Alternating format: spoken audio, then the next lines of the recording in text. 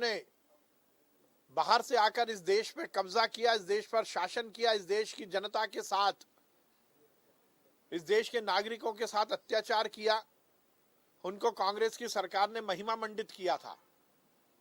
वो गुलामी के प्रतीक जो निश्चित रूप से हम सबके लिए आपत्तिजनक हैं, उनके नाम जब हम बदल रहे हैं तो कांग्रेस के पेट में दर्द हो रहा है। मुझे शर्म आती है जब कांग्रेस के नेताओं ने कल नर्मदापुरम होशंगाबाद का नाम रखने पर भी आपत्ति दर्ज की। कांग्रेस गुलामी की मानसिकता से ग्रसित है। आजादी के पहले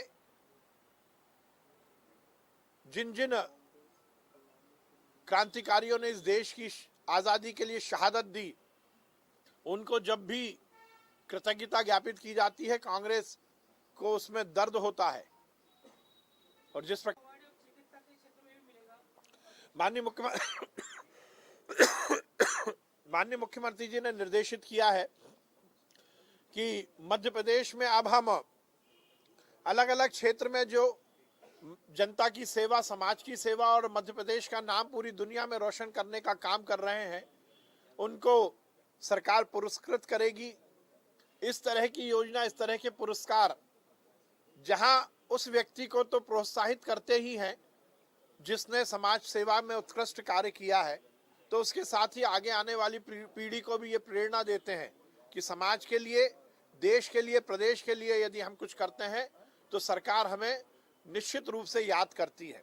इस मायने में ये योजना बहुत ही कारगर होगी।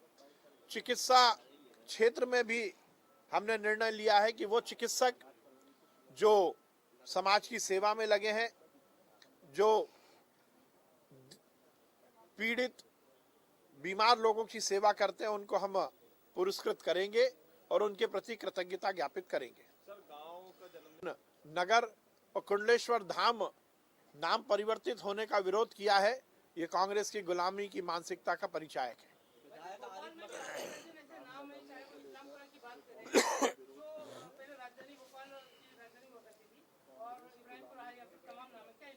निश्चित रूप से बदला जाना चाहिए। मेरी मांग भी है और मैं ये प्रयास भी करूंगा। जैसा मैंने कहा, भोपाल का नाम हो या मध्य प्रदेश में बाकी हिस्सों में भी कहीं भी यदि गुलामी से के प्रतीक के नाम है तो वो निश्चित रूप से बदले जाने चाहिए। ये जनता की भी मांग है और ये हम सबकी भावनाओं को बलवित करने के लिए भी बहुत जरूरी है। तो मैं इसका पूरा प्रयास करूंगा कि वो नाम जो गुलामी के प्रतीक हैं उनको बदलने का काम सरकार करे। नरेंद्र मोदी जी को और इस प्रदेश के यशस्वी मुख्यमंत्री शिवराज सिंह चौहान जी को बहुत बधाई, धन्यवाद और साधुवाद करता हूं कि उन्होंने होशंगाबाद का नाम बदलकर नर्मदापुरम किया है। नर्मदा मैया जो हमारी जीवनदायिनी है, नर्मदा मैया जो हमारी आस्था का केंद्र है, उनके नाम से अब होशंगाबाद जाना जाएगा। और उसी तरह बाबई को भी माखन नगर और टीकमगढ़ जिले के शिवपुरी क्षेत्र जो है वहां को कुंडलेश्वर धाम कहा जाएगा। ये सब हमारी संस्कृति को बचाने, उसको संरक्षण और आगे आने वाली पीढ़ी को सही प्रेरणा देने के बड़े कदम हैं। गुलामी के हर प्रतीक को बदलना ये निश्चित रूप से आगे आने वाली पीढ़ी को इतिहास के बारे में सही जानकारी देने जैसा है। विगत पहले भी मैंने ये मांग की थी कि भोपाल का नाम भोजपाल होना चाहिए। जब राजा भोज की प्रतिमा हमारी सरकार द्वारा स्थापित की गई थी, उस समय ही मैंने ये मांग की थी। मेरा मानना है कि भोपाल का नाम भोजपाल होना चाहिए। ये निश्चित रूप से जहां राजा भोज के प्रति हमारी कृतज्ञता को ज्ञापित करेगा, तो जो इस नाम का अपभ्रंश होने के कारण नाम बिगड़ गया उसमें भी सुधार करेगा। मेरा मानना है कि भोपाल का नाम भोजपाल होना चाहिए और उसके साथ ही बाकी जो भी गुलामी के प्रतीक नाम हैं उन सबको भी बदला जाना चाहिए। हमारी सरकार ने वो मुहिम चलाई है। पूरे देश में इस बात को लेकर जनता में बहुत खुशी है। देश के बाकी हिस्सों में या मध्य प्रदेश में जहां जहां गुलामी के प्रतीकों के नाम हैं, वो निश्चित रूप से बदले जाने चाहिए। कांग्रेस की सरकारों ने